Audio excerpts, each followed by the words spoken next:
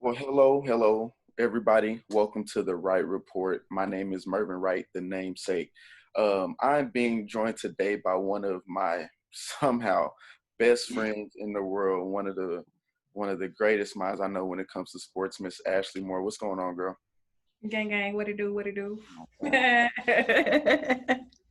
Hello, world, whoever's watching. I probably should have said this before we started recording, but just two words I need you to not say, if you could, please. And I'm sure you know what they are, Miss TV Lady. Um, Thank you. Well, SNF. why would I say that? Ashley. Ashley, we've talked a lot. Um, Hey. all right. So not a lot today. We're just gonna get into a couple topics. Talking about the NBA restarting in a couple weeks. We got some stuff with the NFL we want to talk about, and we also want to hit on some big name college recruits talking about going to HBCUs and starting a big movement. Um, but to get started, we'll start off with the NBA. Of course, they're trying to get their restart going, starting up on the 30th of July. Teams are scheduled to actually start arriving in Orlando tomorrow on the 7th. And we've seen a few facilities closing, a few, tests coming back positive, not necessarily on a higher level than, the general public, but when you're trying to get in that bubble environment, any positive test is a bad test. You know how I feel because we've talked about it, on the phone. But as far as the restart goes, what are your thoughts on it, and how are they going to be able to make it work? I mean, I say let's do it. For one, okay, it's a lot of talk about the restart. And people not even really, the controversy is not really the coronavirus that people worried about. Everybody's saying if we restart, it'll take the attention away from social justice and stuff like that. Yeah. Most people are saying that. A little people are saying the coronavirus. So let's hit on coronavirus first, and then we'll get to the social justice. Mhm. I mean, Adam Silver said it. There's a risk of exposure. Yeah. I think the NBA has done the best job they can on limiting the exposure. The bubble, I think the NFL needs to take, if they want to start, they need to take some initiative from the NBA, the bubble. I feel like that was a massive step. And if we forget, the NBA is the one who shut down sports. The NBA was the first to shut it down. It was like, okay, we're in the middle of a game and they shut it down, saying, Yeah. okay, the coronavirus is happening. We just shutting it down. Mm-hmm.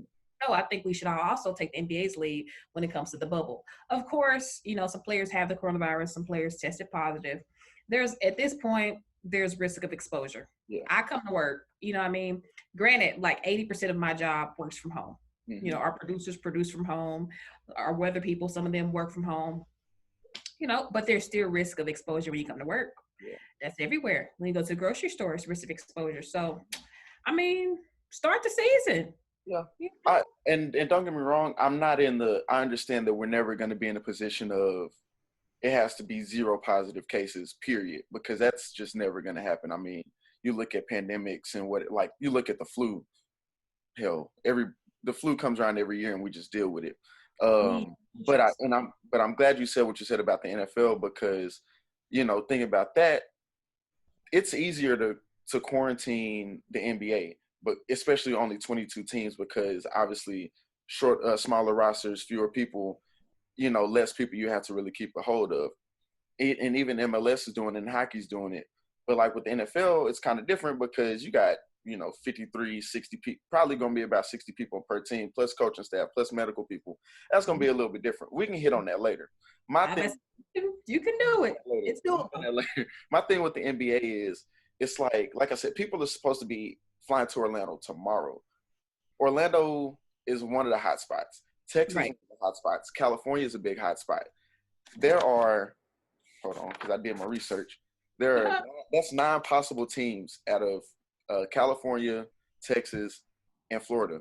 8 of those teams are going to be going to Orlando. Obviously, one of them being Orlando. So you have that. That's out of the 28 of those teams out of the 22 teams that are going to be there. And you have teams closing their facilities down as late as last night with the Bucks and the Kings doing it 2 or 3 days before they're supposed to be going down there. Now, granted, obviously you'll just have Whoever's healthy, whoever's negative, they can go. But then you also have the thing of, okay, some people are asymptomatic. They don't know. They're fine. They test negative tomorrow at 7 a.m. before they hop on the flight. And then when they get to Orlando, they got the sniffles. And now you got to, yeah, they're going to quarantine for 2 days when they get there. But then they're going to have to quarantine a little bit more, whoever they've come in contact with. Now you got those issues. Now, granted, there's at least like 2 weeks or so before they even start scrimmages. So I guess there's time. But I'm not, look, I'm just saying that they should be a little bit more cautious. Not to say that they haven't, because I don't want to take away from what they've done. They have how done, more cautious can you be? the NBA has done a stand-up job and trying to get out ahead of it by stopping the season.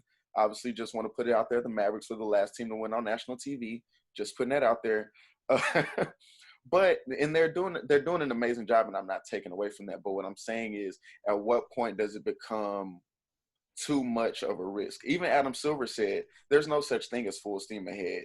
If something happens and they get there and half the players there catch it, they're shutting it down, and there's no question about it. And the thing is, there's no way to keep everything out. There's Disney workers that are going to go home to their families. Adam Silver's not going to be there the whole time. He's going to leave and come back. Now, granted, he'll test himself. Obviously, that would look really bad if he comes back with it and gets everybody sick. There's no way to prevent something from happening, is what I'm saying. Oh yeah, that's what I said at the beginning. You know what I'm saying? This is not foolproof at all. It's always a risk. It's always a risk. Adam Silver said it's a risk. Boom, boom, boom. Now, if you have half the players come out with the coronavirus, that's a whole other story. Mm-hmm. But right now, I feel like the NBA has done its best job trying to contain the virus and move forward, because the players, they want to play. They do, and the players want to play. We want to watch. The coronavirus is here. It's not going nowhere. And don't I don't want anybody to ever misconstrue what I'm saying. I want to see sports come back as much as the next person. Like, I've been watching Premier League soccer. I've been watching stuff that I wouldn't normally watch because it's sports. I'm not saying I don't want it to come back. I'm just wondering if the risk necessarily outweighs the reward in terms of people staying healthy, people staying, like, you look at Rudy Gobert, it came out last week. He was the first one, March 11th, it was announced he had it. It's July the 6th now, and he's still not 100% as far as his senses coming back. Like, he still can't smell stuff. Like, and granted, if I have to live without a sense of smell just to go make a few $1 million, some days I take that bet. I do. Okay, you also have to remember that Rudy Gobert was one playing about the coronavirus, touching all the That's stuff. true. That's true. Karma. But right. what you're missing is these players are playing anyways. Yeah. They're literally playing each other outside of the television, outside of the big screens, they're literally playing each other. They're scrimmaging each other off the court. And right now they're fine. So I'm with it. Let's bring the NBA back. Like, I'm with it. They're already playing each other. Why not? Let us watch. Again, I'm not saying don't do it. I'm thinking about it. I'm wondering, okay, is this worth it? Is it because you're saying is it worth it? They're literally playing each other. Like, they're already doing it. But they're not. It's not like they're running. But they're playing each other. 5-on-5 scrimmages for sure. Yeah, no. Hey, I believe you. Like, are they playing 5-on-5 here, then playing another 5 here, then playing another 5 here, like there will be in the next couple of weeks, or are they just playing the same 5? Because if they're playing the same 5, it don't make no difference. But if they're playing different videos, but I feel like they're playing in a less controlled environment than what the NBA is trying to put them in. They're all going home to their families. They're all going out wherever, whatever governor in the open wood, they're going out. I saw a picture the other day, Donovan Mitchell and what's his name? Anyways, a few of the NBA players were all hanging out together, and I'm just like, this is why the coronavirus, I just think the coronavirus thing is invalid, because they're all together anyways. And you mentioned people saying that they shouldn't be playing because of the social justice issues and everything else that's going on right now. I love Kyrie Irving. Anything he says, you probably want to take a second to think about exactly what he's saying. He said the earth was flat. Let's remember that. Exactly. Thank you. But no, I didn't agree at all with what he said about they should like the NBA shouldn't be playing because of everything that's going on. In fact, I think that there's more reason to play because then you really have that platform.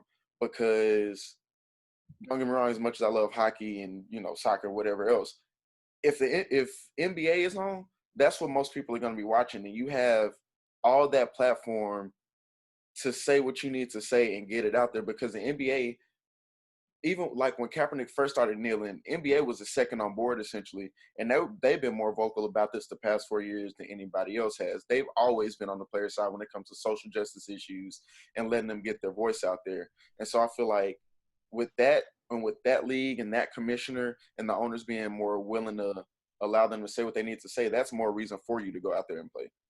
Exactly. But Steven Jackson said the same thing Kyrie Irving said.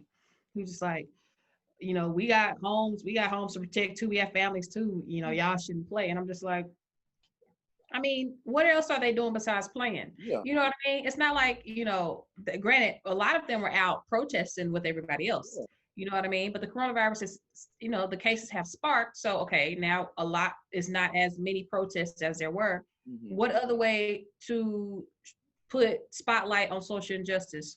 Mm-hmm. They can put whatever they want on the back of their jerseys. Yeah. Okay. No matter what, no telling what the court's going to look like. Yeah. No telling what tributes are going to be before the games. No telling if the NBA is going to allow, show links to where you can donate to things. Like, I feel like people are shutting this down. I honestly don't know why they're shutting it down, because I feel like a lot of sports is a platform a lot of people go to. If you put the NBA on, people are going to be forced to see, even the naysayers, they're going to be forced to see more incidences of protests, mm-hmm. and more incidents of standing up for what you believe in. So I honestly do not get how not playing is gonna help, mm-hmm. the fight. Because I honestly do not get that at all. Just to play devil's advocate here, I guess it would be not playing so that you can go out and keep protesting and doing whatever. But are we inciting more protests because of coronavirus? Isn't a spark, I'm just saying. No, I'm just trying to peek into their head, because like I said, I'm with you. Keep playing, like you said, they'll have the stuff on the back. The courts will be pretty much covered in Black Lives Matter. So there's no, and I think the another part of it is, if you look at not just the NBA, but you look at the world, like Formula One racing in Austria yesterday. They're kind of on board. They're on board doing the same thing. So the message, the message is out there. I'm not gonna say we don't need to put the message out there, because obviously, you put the message out there until you get what you're trying to get. And so I would never say don't keep doing that. But the message is out there. Like, it's not like we need to really raise more awareness, because everybody who needs to hear the message has heard the message. Now, of course, there's people who are but we do need to it. But we do need to continue to raise awareness on, some things, like a lot of McClain, Breonna Taylor, all these other ones popping up. Yes. And then organizations, like a lot of people are donating to the Black Lives Matter movement. Yes. Small organizations, mm-hmm. Black-owned businesses, you know what I mean? It's mm-hmm. a lot, like Black-owned businesses affected by the coronavirus. Yeah. It's a lot of different things we could keep raising awareness to. And I feel like if you have a platform and everybody's watching it, why not throw them all on that platform? I just don't see how this could hurt. Yeah, I wasn't saying we don't need to raise more awareness. What I was saying is, everybody's heard the message.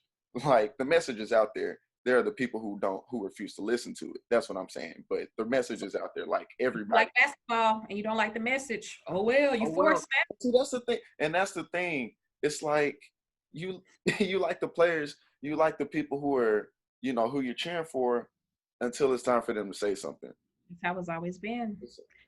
So pause. Perfect transition. You like the message, you like the team, you like the players, but you don't like their messages. Colin Kaepernick started all this back in the gap, protesting for police brutality, against police brutality. Yeah, absolutely. And this man still, to this day, does not have a job. Now you see everybody kneeling. You got women's soccer players kneeling. The Formula One race yesterday, everyone's kneeling. Now everybody's like, oh, now I understand why he was protesting, you know. Now I see. Meanwhile, this man was trying to explain it the entire time. Malcolm Jenkins was trying to help explain. Like, list goes on and on and on of NFL players trying to help explain what's going on. So now you got the NFL coming out whenever, you know, and players are saying they're going to kneel. Yeah. So I'm like, okay, the message is out there. Like, you know. And see that's kind of the stuff that irritates me a little bit as a person and as a black man in America. Like, the message has been out there for 40. The message was out there before Kaepernick started kneeling, but the message has really been out there, brought to light in the past 4+ years when not Malcolm Jenkins, when Colin Kaepernick started kneeling, and when Colin Kaepernick sat, and then people fail to listen to the fact that it was a Green Beret, Nate Boyer, who said, hey, Cap, look, let's talk about this. Don't kneel, don't sit. But if you kneel, it's a little bit more respectful. Okay. And that's what he did. Nate Boyer went out there with them for a couple games. Like, nobody's trying to disrespect America. Nobody's trying to disrespect the flag. It's about, okay, there's a message, and I need you to understand this message. And the way to get you to listen to what I have to say is, I'm going to take a knee. You're going to ask why I took a knee, and I'm going to tell you what's up. And people don't seem to, they understand. I'm not going to call these people idiots. I'm not going to call these people fools. They know exactly what we're saying. They just don't want to hear it, because apparently it's a controversial issue to say black people don't want to get killed by cops just for walking down the street.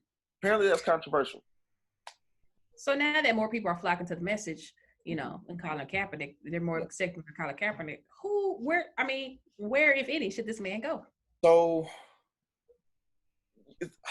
that's tough, only because, well, one of his major landing spots got taken up by Cam Newton getting signed.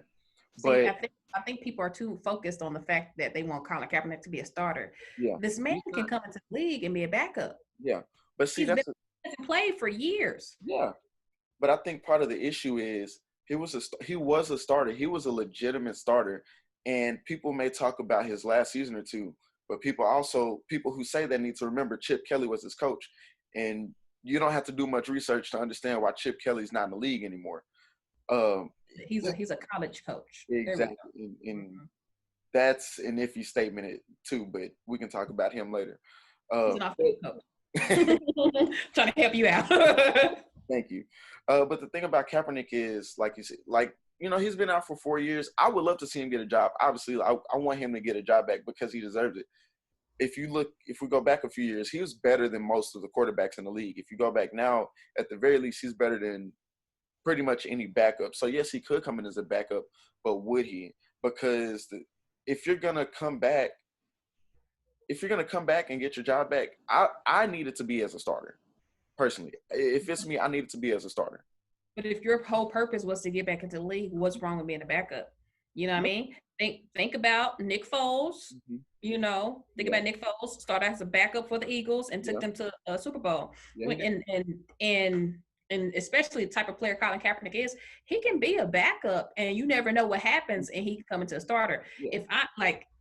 I understand he was a starter when he, basically got blackballed from the league. Yeah. But you haven't played in a few years. Get your feet wet. I don't think he will be opposed to coming in as a backup. Yeah. And if he's not, that's great. More power to him. And if that's the case, my Texans. Huh? Come to my Texans. He can back up Deshaun Watson.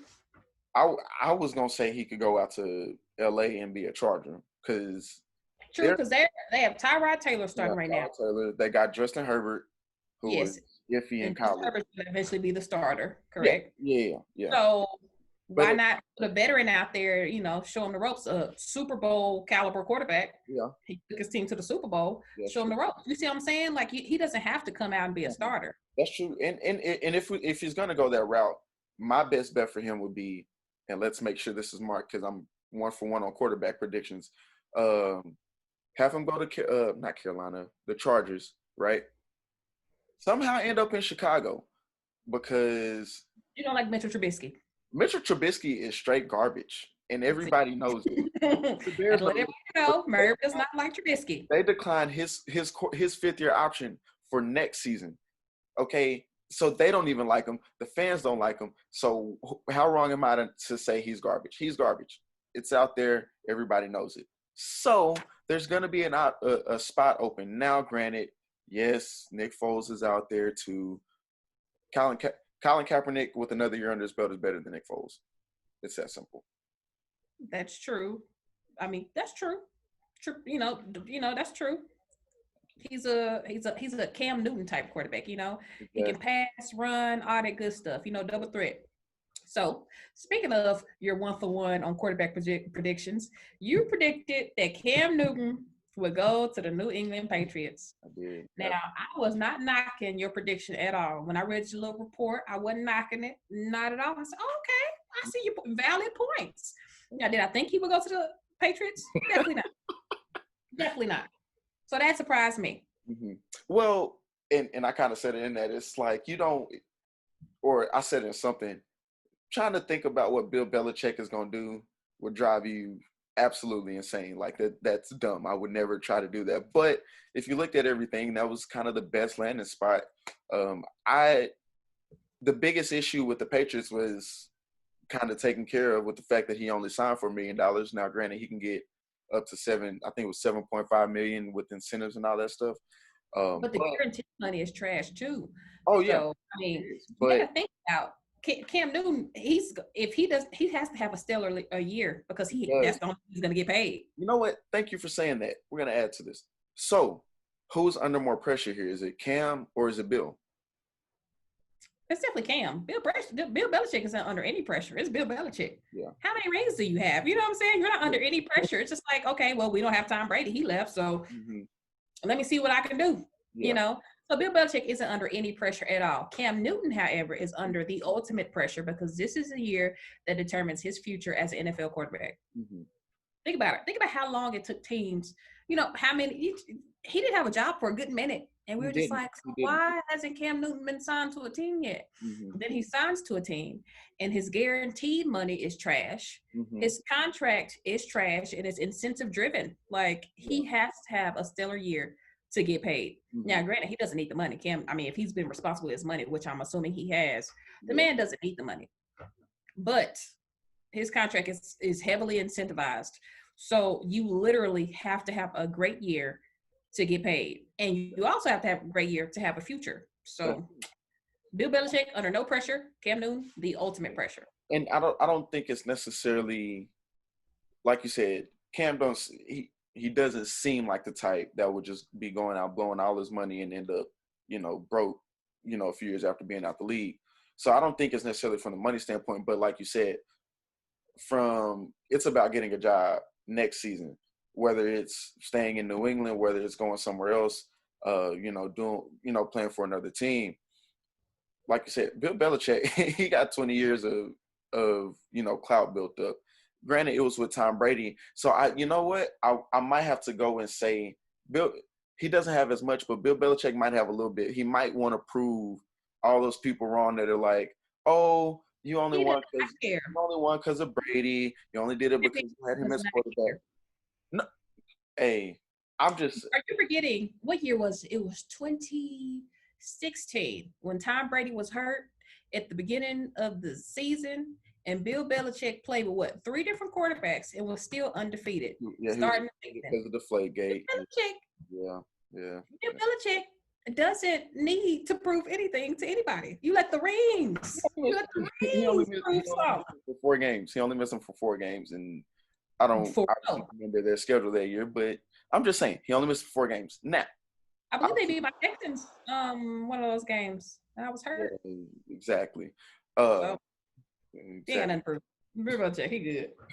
But yeah, Cam definitely has to do it, not necessarily for the money for this year, but for future seasons, for the next 4 or 5 seasons, because he's 31. He's pretty much only got one more big contract left in him before he's done.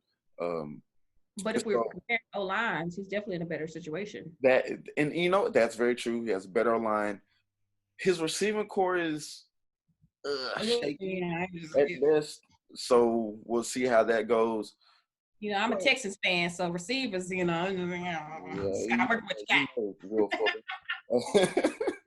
So So with that being said, obviously the incentives really haven't come out yet, so we don't know exactly what he has to do to get, all their money. But obviously one of them is probably going to be start based. For some reason, there's a debate about whether Cam Newton's going to start or Jarrett Stidham's going to start. And I guess Brian Hoyer is just obviously third string on the back burner, like nobody cares. Hoyer's collecting a check. Pause. Can we get an award to finesse to Brian Hoyer? This man been collecting a check since collecting a check was possible. Exactly. Okay, what you were saying? But I don't understand why this is an issue. Like, if Cam Newton is healthy, which there are reports that he passed the physical the day before either the day before or the day after he got released by Carolina. So if that's true, if his foot's right, if his shoulder's good, him or somebody who's thrown 4 passes and is in his second year in the league, I don't see why that's even a thought. Cam Newton's obviously the better player. He should be starting, and he should be starting all 16. If there's any debate on who should start, it'll probably be, if it's not Cam for some odd reason, because we all know Cam's obviously the better quarterback.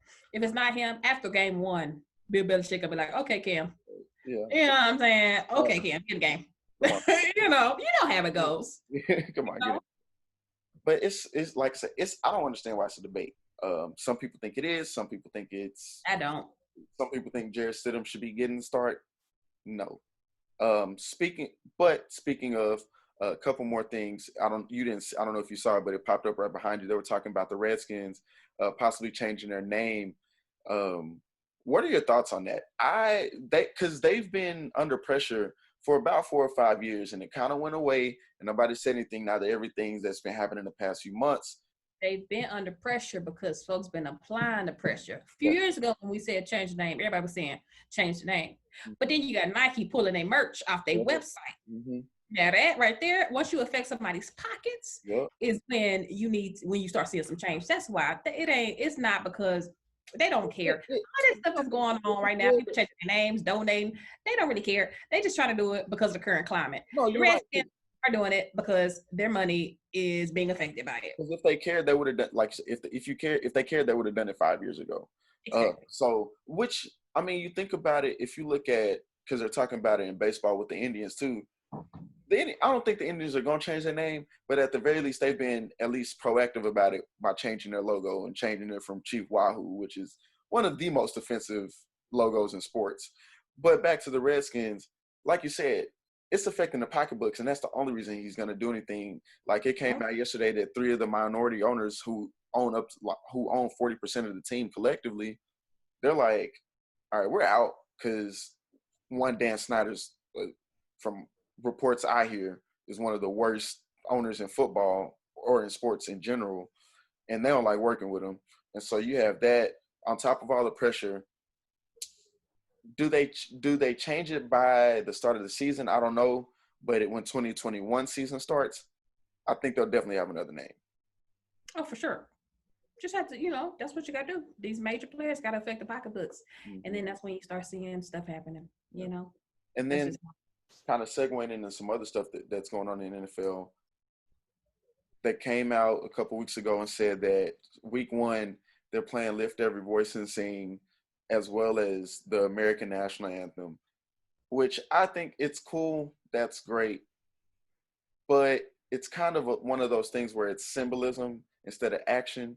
And they're just not saying that they're just trying to appease us, but they're kind of trying to say, like, hey, we get it. Like, we're on board. Like, Black Lives Matter, because it does. And all that stuff. But it's like, okay, granted, I love the Negro National Anthem as much as the next Black person. But what's the purpose? What's the point? Like, what are we trying to get out of doing this? See, I think, because a lot of people are saying, oh, that's not what we asked for.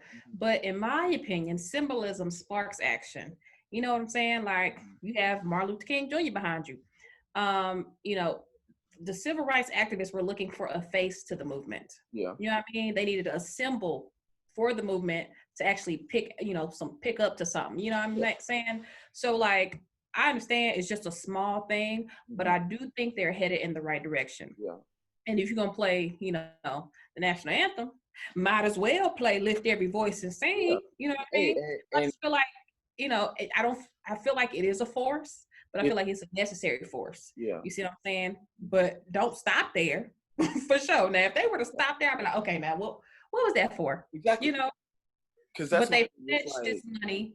They want Colin Kaepernick to get a job. Yeah. You know, then they added this song, and more. It just they're just trying to give it more clout now that it's such a big issue. Yeah. But the majority of your players is black. You should have been on board, but I ain't gonna complain. You should have been on board, yes, but you are doing something now. Yeah. I can still criticize your past, and how let's talk, coaching and general managers and, how many black folks you see in those positions? Not many. But moving forward, we need to start making some change. If it's small, like putting a lift every voice and sing Black National Anthem before the games, okay, well, let's keep going. Don't stop there. Let's just keep going. And that's kind of what it is. Like, I want to see more than that. I don't want to, like I said, I'm gonna be singing. I hope they play all 3 verses, I'm gonna sing it word for word. I'm down. But that needs to be a start and not just something that they're like, okay, we're gonna do this and that's gonna be the end of it. Because, like you said, when we're talking about the Redskins, it's gonna affect their pocketbooks because some person out there that's a season ticket holder that gives a bunch of money to some team is gonna be like, well, I'm not watching with them playing that, and Black Lives Matters this and all that stuff. And the thing is, and it's going to be really hard for those owners, especially now dealing with the pandemic and the money they're about to lose this season anyway. If there is a season, they're going to be hunting for every dollar they can. And so it's going to be tough for them, but they got to not listen to those people. They got to listen to the people who are saying, hey, look, be on the right side of this. Like, don't listen to that one guy. You'll be okay without them. And they're going to watch football anyway. All those people who said, oh, I'm not watching football anymore because they're kneeling. 3 years ago, NFL ratings go up every year. So obviously they're lying. So don't even listen to them. Like, keep pushing forward. Keep doing what you got to do. And if this is a start, great. If this is all you're going to do, then it doesn't sit right. It doesn't sit right with me if that's all you're going to do. Right. So we just got to look towards the future and see what happens after this. Yeah. And staying with the NFL. So there's probably not going to be a preseason, obviously. There were virtual off seasons, like virtual mini camps, virtual meetings, all that stuff. And I kind of mentioned it earlier, the NBA has their bubble, but there's really no way to have the NFL in a bubble. It's just too many people, unless you're going to rent out, once the NBA leaves, you're going to rent out all of Disney World and take up all that space. And then filter it out by division. Well, okay, that works. But are you going to play your own division 16 times? You just going to not 16 times. You just change the format. You know what I mean?